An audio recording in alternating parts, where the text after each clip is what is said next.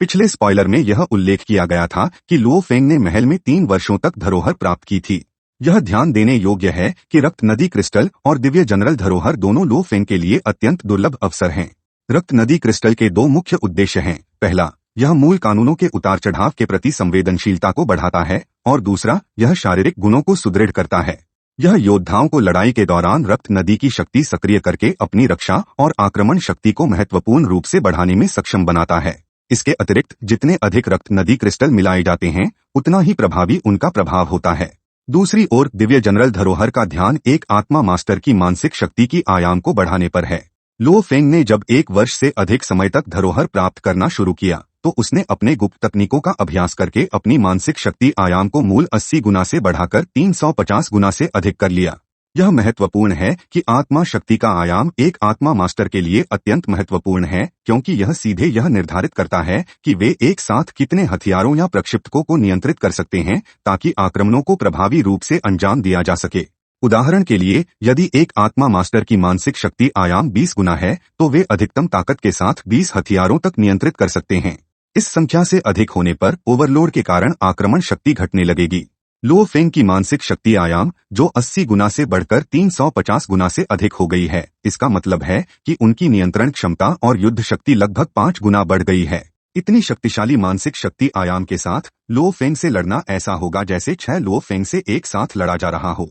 और भी अधिक आश्चर्यजनक बात यह है कि लुओ फेंग केवल एक शीर्ष स्तरीय आत्मा मास्टर नहीं है, बल्कि एक शक्तिशाली जेनेटिक योद्धा भी हैं। दुर्भाग्यवश दिव्य जनरल धरोहर अमर स्तरीय ताकतवर व्यक्तियों के लिए डिजाइन की गई थी। हालांकि लुओ फेंग के पास वर्तमान में एक डोमेन मास्टर स्तर 9 की शक्तिशाली आत्मा है, यह अमर स्तरीय ताकतवर व्यक्तियों की आत्मा के मुकाबले गुणवत्ता में पीछे है। 3 वर्षों से अधिक समय तक धरोहर प्राप्त करने के बाद उनकी आत्मा पर दबाव महसूस होने लगा है, जो यह भी संकेत देता है कि धरोहर प्रक्रिया समाप्त होने के करीब है। और भी खेदजनक यह है कि लुओ फेंग ने धरोहर के पहले चरण का केवल 1/3 हिस्सा पूरा किया है और अभी भी सभी 3 चरणों को पूरा करने में लंबा समय है। हालांकि इन 3 वर्षों की धरोहर, हालांकि संक्षिप्त थी, ने उनकी मानसिक शक्ति आयाम को महत्वपूर्ण रूप से बढ़ाया है, जिससे वह अधिकांश विश्व मास्टर स्तरीय ताकतवर व्यक्तियों से आगे निकल गए हैं। इसके बावजूद लुओ फेंग अभी भी हार मानने के लिए तैयार नहीं हैं। इसका कारण केवल यह नहीं है कि प्रत्येक कदम आगे उनकी मानसिक शक्ति आयाम को महत्वपूर्ण रूप से बढ़ाता है, बल्कि यह भी है कि उन्होंने सीखा कि पहले चरण को पूरा करने पर उन्हें असाधारण रूप से उदार पुरस्कार मिलेंगे। पहले चरण की विरासत के उदार पुरस्कार प्राप्त करने के लिए लुओ फेंग ने एक गुप्त तकनीक को पूरी तरह से साधने से पहले ही अगले चरण में जाने की अधीरता से कोशिश की। हालांकि विरासत में निहित शक्तिशाली भ्रमों ने उसकी क्रियाओं को शैतानी आवाजों के माध्यम से नियंत्रित किया, जिससे उसे बिना किसी प्रतिरोध के पीछे हटने पर मजबूर होना पड़ा। इस झटके के बावजूद लुओ फेंग हार मानने को तैयार नहीं था। मो युन वाइन के विशाल आकार का उपयोग करते हुए, जो 9वें स्तर के डोमेन मास्टर चरण तक पहुंच चुका था और जिसकी 3000 किलोमीटर लंबी लताओं के साथ, लुओ फेंग ने वाइन को विरासत के पहले चरण के अंतिम कदम तक पहुंचाने की कोशिश की। फिर भी चाहे वह कितनी भी कोशिश कर ले, मो युन वाइन धीरे धीरे बढ़ते हुए सीढ़ियों तक नहीं पहुंच सका। अपनी सिद्धांत की जांच करने के लिए बाबाटा ने एक रोबोट का इस्तेमाल करने का सुझाव दिया। परिणामस्वरूप रोबोट भी सीढ़ियों को छूने में असफल रहा। यह स्पष्ट हो गया कि विरासत के प्रशिक्षक द्वारा सेट किए गए नियम कड़े थे, जहां उत्तराधिकारी को प्रत्येक गुप्त तकनीक को एक कदम करके साधना पड़ता था। केवल वर्तमान चरण की गुप्त तकनीक को पूरी तरह से प्राप्त और साधने के बाद ही उन्हें अगले स्तर तक चढ़ने की अनुमति मिलती। यह नियम विरासत प्रक्रिया के लिए प्रशिक्षक की कड़ी आवश्यकताओं को दर्शाता है, जिससे कोई भी शॉर्टकट या अवसरवादी व्यवहार रोका जा सके। हालांकि लुओ फेंग विरासत की अपनी कोशिशों में पूरी तरह से अकेला नहीं था। अधिक सटीक रूप से कहें तो उसके पास 3 अलग अलग जीवन रूपों के क्लोन थे। इनमें से गोल्डन हॉर्न बीस्ट और मानव क्लोन, क्योंकि उनकी जीवन आभाएं पूरी तरह से अलग थीं, वे उस नियम के अधीन थे कि हर महाशक्ति में केवल एक उत्तराधिकारी ही किसी महल में हो सकता है, और वह भी केवल 100 मिलियन वर्षों में एक बार। इसलिए वे एक साथ विरासत प्राप्त नहीं कर सकते थे। लेकिन लुओ फेंग के पास एक महत्वपूर्ण कुंजी थी, मोशा कबीला का क्लोन। यदि गोल्डन हॉर्न बीस्ट और मानव शरीर जीवन कोर में रहते हुए मोशा कबीला के क्लोन द्वारा वहन किए जाते, तो क्लोन फिर भी आत्मा पर हमले का सामना करता, क्योंकि जीवन कोर आत्मा का अंकर होता है। हालांकि लुओ फेंग ने एक चतुर समाधान तैयार किया, अर्थात यदि मोशा कबीला का क्लोन जीवन कोर को नहीं लेता, तो यह मूल रूप से एक खाली खोल होता, जिसमें आत्मा नहीं होती और शैतानी आवाजों के आक्रमण से प्रभावित नहीं होता। साथ ही यह मोशा कबीला का क्लोन स्वतंत्र रूप से विरासत की सीढ़ियों को छूने में सक्षम होता। इस प्रकार लुओ फेंग ने साहसिक कदम उठाया। उसने निर्णय लिया कि उसका मानव शरीर जो जीवन कोर को लेकर विरासत पर ध्यान केंद्रित करेगा, जबकि मोशा कबीला का क्लोन जो जीवन कोर से रहित था बिना किसी डर के विरासत के पहले चरण के अंत की ओर बढ़ेगा। इस श्रेणी के कार्य विभाजन ने न केवल विरासत के नियमों की सीमाओं को तोड़ा बल्कि लो फेंग के शांत और संसाधनपूर्ण निर्णय लेने की क्षमता को भी प्रदर्शित किया, जो संकटपूर्ण परिस्थितियों में काम आई। जल्द ही मोशा कबीला का क्लोन जो शैतानी ध्वनि के भ्रमों से पूरी तरह से अप्रभावित था, विरासत के पहले चरण के अंतिम कदम तक सफलतापूर्वक पहुंच गया। स्वाभाविक रूप से उसे प्रशिक्षक द्वारा छोड़ी गई 2 अमूल्य धरोहरें प्राप्त हुईं, एक उड़ने वाली आत्मिक हथियार जो एक पत्थर की डिस्क जैसी थी और एक रहस्यमय फल। विशेष रूप से पत्थर की डिस्क का प्रदर्शन उस डार्क क्लाउड शटल से कहीं अधिक था जो लो फेंग के पास वर्तमान में था, जबकि डार्क क्लाउड शटल जो एक 5वीं श्रेणी का आत्मिक हथियार था, पहले ही विश्व मास्टर स्तर और निचले योद्धाओं के बीच एक अत्यंत मूल्यवान हथियार माना जाता था। पत्थर की डिस्क एक शीर्ष श्रेणी की धरोहर थी जिसे राजा अमर भी अत्यधिक चाहते थे। इसकी असाधारण उड़ान क्षमताएं इसे 2 या 3 काले ड्रैगन पर्वत तारामंडल के बराबर मूल्यवान बनाती हैं, जो इसकी अत्यधिक कीमत को दर्शाता है। जहां तक रहस्यमय फल का सवाल है, यह एक दुर्लभ धरोहर थी जो आत्मा के विकास को बढ़ावा देने में सक्षम थी। न केवल इसने लो फेंग की आत्मा पर पड़े तनाव को कम करने में मदद की, बल्कि इसने उसकी आत्मा को विरासत की आवश्यकताओं से अधिक मेल खाते हुए बना दिया, जिससे उसे विरासत से और अधिक सामग्री प्राप्त करने में मदद मिली। आप यह सोच सकते हैं कि यदि बोलान विरासत प्राप्त करता तो क्या वह लो फेंग जितना शक्तिशाली बन सकता था? उत्तर है नहीं। हालांकि दोनों बोलान और लो फेंग के पास ब्रह्मांड स्तरीय 9वें स्तर की शारीरिक ताकत थी, उनके आत्माओं और इच्छा शक्ति में अंतर ने यह निर्धारित किया कि उनकी संभावनाएं बुनियादी रूप से अलग थीं। बोलान के पास कोई क्लोन नहीं थे और उसकी आत्मा का स्तर उसकी शारीरिक ताकत के बराबर था, जो केवल ब्रह्मांड स्तरीय था। हालांकि उसकी मूलभूत अंतरिक्ष के कानून में उपलब्धियां अत्यधिक उच्च थीं और उसकी इच्छा शक्ति जो ब्रह्मांड की उत्पत्ति से प्रभावित थी, ने डोमेन मास्टर स्तर तक पहुंच चुकी थी। इसके विपरीत लो फेंग के पास गोल्डन हॉर्न बीस्ट के कारण एक आत्मा थी जो पहले ही डोमेन मास्टर स्तर के शिखर पर पहुंच चुकी थी और उसकी इच्छा शक्ति विश्व मास्टर स्तर के शिखर पर थी। यह दोहरी सुविधा लो फेंग को विरासत की जानकारी के विशाल और निरंतर प्रवाह का सामना करने में सक्षम बनाती थी, जबकि बोलान संघर्ष करता। जो लोग अपनी आत्मा के स्तर और इच्छा शक्ति में अपर्याप्त होते हैं, उनकी आत्माएं विरासत प्रक्रिया के दौरान जल्दी थककर बेहोश हो जाती हैं, जिससे विरासत को मजबूरन रोकना पड़ता है। अधिक महत्वपूर्ण बात यह है कि बोलान के पास मोशा कबीला के क्लोन का उपयोग करने की क्षमता नहीं थी, जैसा कि लो फेंग ने विरासत के पुरस्कारों को चतुराई से प्राप्त करने के लिए किया था। इसके माध्यम से लो फेंग ने आत्मा परिवर्तक फल प्राप्त किया, जिसने उसकी विरासत प्राप्त करने की क्षमता को और बढ़ाया। दूसरी ओर बोलान के पास ऐसी कोई धोखाधड़ी की विधि उपलब्ध नहीं थी, इसलिए भले ही बोलान विरासत को प्राप्त करने का प्रयास करता, वह कभी भी लो फेंग के स्तर तक नहीं पहुंच सकता। इसके अलावा बोलान के विरासत महल में प्रवेश करने की संभावना लगभग शून्य थी। लो फेंग की तरह मोशा कबीला के क्लोन के बिना यह इल्यूजन बीस्ट्स की भावना से बचने और महल में चुपचाप प्रवेश करने के लिए असंभव था। इसके अतिरिक्त विरासत महल के आसपास कई शक्तिशाली इल्यूजन बीस्ट्स का निवास था, जिसमें विश्व मास्टर स्तर और यहां तक कि अमर स्तर के प्राणी भी शामिल थे। ऐसे खतरनाक क्षेत्र को जीवित पार करना असाधारण किस्मत की आवश्यकता होगी, अन्यथा यह लगभग असंभव हो जाता। जो और अधिक चिंता का विषय है वह यह है कि निर्माण टीम की पूर्वावलोकन ने बोलान की गंभीर स्थिति की ओर संकेत किया है। न केवल वह गंभीर रूप से घायल है, बल्कि उसकी आंखें भी कसकर बंद हैं। क्या आप सोचते हैं कि बोलान अभी भी जीवित है या उसने पहले ही अपनी मृत्यु तिथि पा ली है? कृपया अपनी अटकलें टिप्पणी अनुभाग में साझा करें। बोलान की स्थिति को देखते हुए, जो कि वर्चुअल यूनिवर्स कंपनी के प्राचीन शून्य अंतरिक्ष का सदस्य और उसकी ताकत है, यह संभावना अधिक है कि उसे इल्यूजन बीस्ट्स के झुंड द्वारा हमला किया गया होगा। इसके 2 मुख्य कारण हैं।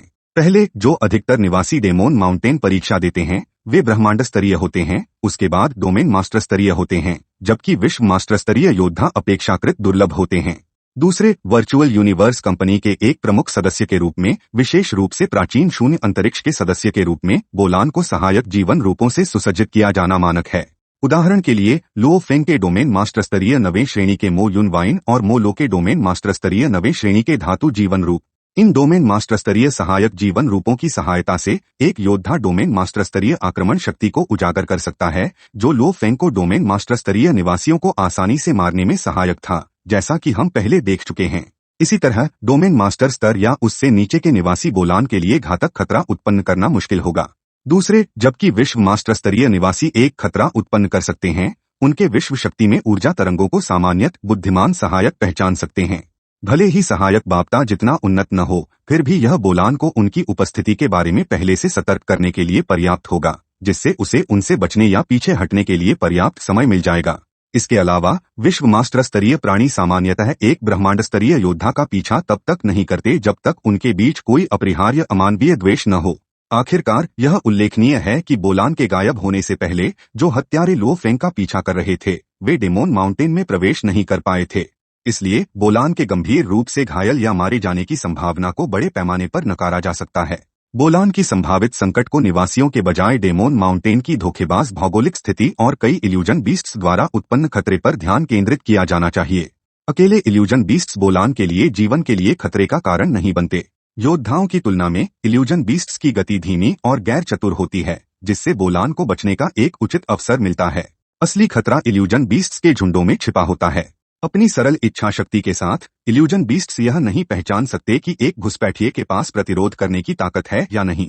जैसे ही वे किसी अनधिकृत घुसपैठ का पता लगाते हैं, वे बिना हिचकिचाए झुंड में हमला करते हैं, जिससे लक्षित व्यक्ति को कुचल दिया जा सकता है। हालांकि बोलान की वर्तमान स्थिति को देखते हुए, जिसमें वह गंभीर रूप से घायल हैं, लेकिन उनकी अंगुलियां सुरक्षित हैं, यह स्पष्ट है कि वह इल्यूजन बीस्ट्स के झुंड से भागने में सफल रहे। फिर भी इतनी गंभीर चोटों के कारण उनकी चेतना शायद मलिन हो गई है, जिससे उन्हें विरासत की प्रक्रिया को पूरा करना असंभव हो गया है। कहानी की दिशा को देखते हुए यह अत्यधिक संभावना है कि बोलान अगले एपिसोड में दिखाई देंगे। आखिरकार उपन्यास की स्थापना के अनुसार योग्यतात्मक युद्ध लगभग 5 साल बाद शुरू होता है, जब लो फेंग विरासत प्राप्त करना शुरू करता है। कथा को आगे बढ़ाने के लिए बोलान की पुनः उपस्थिति अपरिहार्य प्रतीत होती है और एपिसोड 153 के पूर्वावलोकन से यह पुष्टि होती है। हालांकि जो रहस्यपूर्ण है वह यह है कि बोलान पूर्वावलोकन में पूरी तरह से अक्षत दिखाई देते हैं। मेरी अटकल यह है कि पूर्वावलोकन में जो सीमिंगली अछूत बोलान दिखाए गए हैं वह शायद अतीत की घटनाओं का चित्रण है, जिसमें वह एक समयलट कथानक के माध्यम से अपने संकट में कैसे फंसे यह दिखाया गया है। आखिरकार योग्यतात्मक युद्ध बोलान के लिए अत्यंत महत्वपूर्ण है। वह लंबी अवधि तक ऑफलाइन नहीं रह सकता, क्योंकि वह यह सुनिश्चित नहीं कर सकता कि 9 स्वॉर्ड्स वेनेरेबल उसके लिए योग्यतात्मक युद्ध को अनिश्चितकाल तक स्थगित कर देंगे। यदि बोलान को पराजित माना जाता है तो वर्चुअल यूनिवर्स कंपनी में उसकी स्थिति सीधे प्रभावित होगी, जो उसके लिए अत्यधिक हानिकारक होगा। इस पर आपके विचार क्या हैं? कहानी की ओर वापस लौटते हुए विरासत पर ध्यान केंद्रित करने के लिए लो फेंग ने लगभग 4 वर्षों से वर्चुअल यूनिवर्स से कनेक्ट नहीं किया है, जिसके कारण उसकी मृत्यु के अफवाहें दूर दूर तक फैल गई हैं।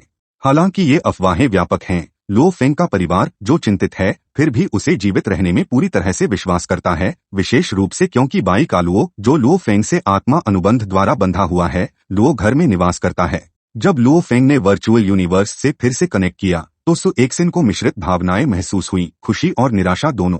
वहीं किंग इमॉर्टल जेन यान तुरंत वर्चुअल यूनिवर्स में बिगिनिंग वॉइड स्पेस क्षेत्र में गए ताकि वे लो फेंग को ढूंढ सकें। बिना किसी हिचकिचाहट के लो फेंग ने सच्चाई का खुलासा किया, यह बताते हुए कि वह पिछले कुछ वर्षों से दिव्य जनरल की विरासत प्राप्त कर रहे थे। हालांकि यह खुलासा पहले विश्वास करना मुश्किल था। जेन यान ने लो फेंग की विस्तृत व्याख्या सुनने के बाद यह माना कि उसने वास्तव में इस अद्वितीय अवसर को पकड़ा है। बेशक जेन यान के दृष्टिकोण से, जबकि दिव्य जनरल की विरासत लो फेंग के लिए एक बड़ा अवसर थी, एक ब्रह्मांड स्तरीय योद्धा द्वारा प्राप्त की जा सकने वाली विरासत की मात्रा सीमित थी। इसका कारण यह था कि जेन यान को लो फेंग के मोशाक्लान क्लोन के बारे में जानकारी नहीं थी। विरासत की गुप्त तकनीक को शुरू करने के बाद लो फेंग की मानसिक शक्ति का विस्तार लगभग 80 गुना से बढ़कर 1000 गुना से भी अधिक हो गया था। यह एक ऐसा प्रभाव था जिसे अधिकांश किंग इमॉर्टल्स भी प्राप्त करना मुश्किल पाते। लो फेंग द्वारा विरासत प्राप्त करना शुरू करने के लगभग 5 साल बाद योग्यतात्मक युद्ध आखिरकार शुरू हुआ। एनिमेशन शायद कहानी में बदलाव करेगा, यह दिखाते हुए कि बोलान को सफलतापूर्वक ढूंढा और इलाज किया गया, जिससे योग्यतात्मक युद्ध आगे बढ़ सके। मूल चित्रण में बिगिनिंग वॉइड स्पेस में 2 अनुभवी योद्धा थे जिनकी युद्ध क्षमता लो फेंग के बराबर थी। एक रासायनिक चिकित्सक था और दूसरा एक वेयरवुल्फ था। विशेष रूप से वेयरवुल्फ ने 1 सदी पहले जीवन और मृत्यु के मिशन के दौरान एक महत्वपूर्ण अवसर प्राप्त करने के बाद अपनी शक्ति में गुणात्मक छलांग लगाई, जो लो फेंग से भी अधिक शक्तिशाली हो गया। हालांकि ऐसा लगता है कि इन दोनों पात्रों को प्रोडक्शन टीम ने हटा दिया है, जिससे उनकी संभावित पुनः प्रस्तुति अनिश्चित हो गई है। योग्यतात्मक युद्ध की शुरुआत में मोलो ने चिंता की एक लहर महसूस की। वह हैरान थे यह जानकर कि लो फेंग भाग ले रहा था, जिसका मतलब था कि लो फेंग अभी भी जीवित था। प्राइमोरियल वॉइड स्पेस के सदस्य के रूप में मोलो को उच्च स्तर की पहुंच प्राप्त थी और वह डेमन साउंड की गहरी खाई के भयानक खतरों से भली भांति परिचित था। वह लो फेंग को इस खतरनाक स्थान पर बिना इसके जोखिमों को जाने नहीं ले जाते। ठीक उसी कारण से, क्योंकि वह खाई के खतरों को गहरे से समझते थे, यह तथ्य कि लो फेंग न केवल जीवित बचा बल्कि वह इतना शक्तिशाली था कि योग्यतात्मक युद्ध में भाग लेने के लिए सक्षम था, ने उसकी विशाल शक्ति को उजागर किया और प्राइमोरियल वॉइड स्पेस में मो लो की स्थिति के लिए एक बड़ा खतरा उत्पन्न किया। यह उसे चिंतित क्यों नहीं करेगा? लो फेंग का योग्यतात्मक युद्ध में प्रदर्शन किसी से कम नहीं था। बिगिनिंग वॉइड स्पेस के कई अनुभवी योद्धाओं को पता था कि लो फेंग, जिसने हेवनली ब्रिज के 7वें स्तर को पार कर लिया था, यान शेन आर्मामेंट के छठे रूप द वर्ल्ड ऑफ स्वॉर्ड्स का उपयोग कर सकता था। हालांकि अब लो फेंग, जिसकी मानसिक शक्ति और भी प्रबल हो गई थी, केवल यान शेन आर्मामेंट के 5वें रूप का ही उपयोग कर रहा था और उसने स्थानिक स्लाइसिंग की शक्ति का उपयोग कर कई योग्यतात्मक युद्ध प्रतियोगियों को बहुत पीछे छोड़ दिया। आखिरकार लो फेंग की मानसिक शक्ति का विस्तार अब कम से कम 20 गुना हो चुका था। वही तकनीकें, जो अब 20 गुना अधिक शक्ति से सुसज्जित थीं, स्वाभाविक रूप से विध्वंसकारी आक्रमण शक्ति प्रदान कर रही थीं। फिर भी प्रारंभिक शून्य अंतरिक्ष की पात्रता रैंकिंग में लो फेंग अंततः भेड़िए से हार गए और केवल दूसरा स्थान प्राप्त किया। हालांकि लो फेंग की इच्छा शक्ति उसके स्तर के योद्धाओं से कहीं अधिक थी, फिर भी भेड़िए पर मानसिक दबाव डालने के उनके प्रयास केवल कुछ समय के लिए प्रभावी रहे। आखिरकार भेड़िए ने केवल 3 हमलों में लो फेंग को पराजित कर दिया, जिससे उसकी जबरदस्त ताकत का पता चला।